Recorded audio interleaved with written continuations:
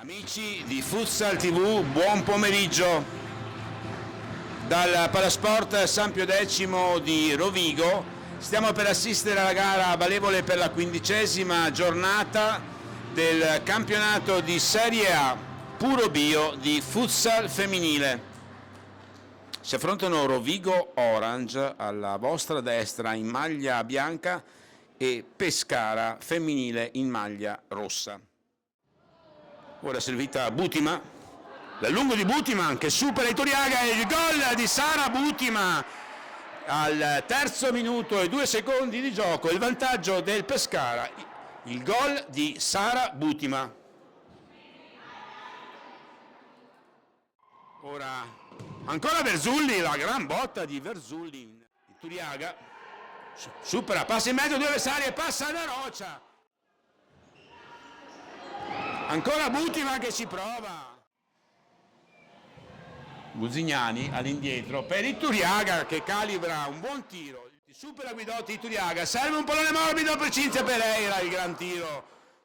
Avanza Verzulli, il tiro di Verzulli. Recupera la sfera, Lorrai si lancia, Buzignani, tutta sola, il tiro di Buzignani, ci mette la gamba. Ana, sempre su Futsal TV, e c'è il raddoppio di Butima. Belli che mette al centro sul secondo palo il raddoppio di Sara Butima.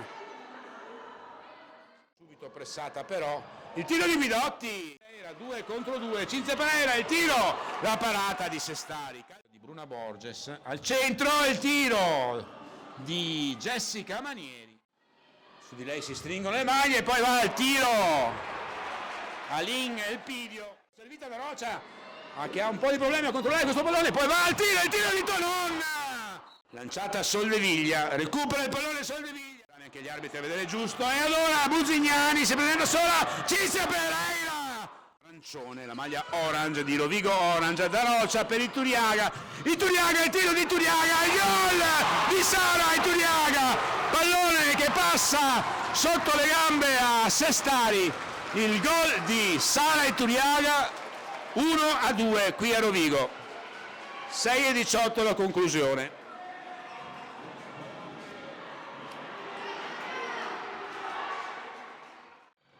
Ituriaga, pallone sulla porta con Milena, prova il tiro di Ituriaga, la parata di Sestari in 2 tempi, un po' pressata, Da Roccia, il tiro di Da Roccia, Ituriaga verso Milena, il pallone al centro, l'intervento di piede di Sestari, il tiro, il suono della sirena, vince Pescara qui a Rovigo 2-1.